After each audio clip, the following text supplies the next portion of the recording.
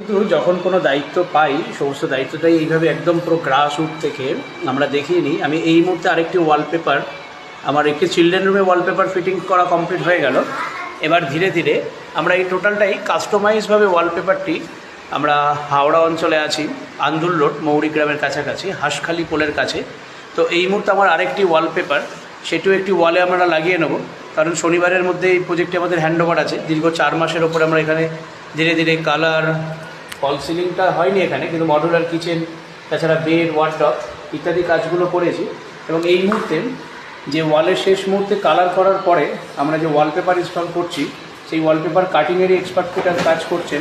এবং এই ওয়ালপেপারটি ধীরে ধীরে কিন্তু আমার এই ডাইনিং স্পেসের এই টোটাল ওয়ালটি জুড়ে লাগানো হবে। এবং এর আগেও অনেক জায়গাতেই ওয়ালপেপার দেখিয়ে নিয়েছি, তবে এই ওয়ালপেপারটি একটু আলাদা, অর্থাৎ টোটালটাই আমরা কাস্টমাইজ করেছি, একটা নেচারকে আমরা তুলে এনেছি।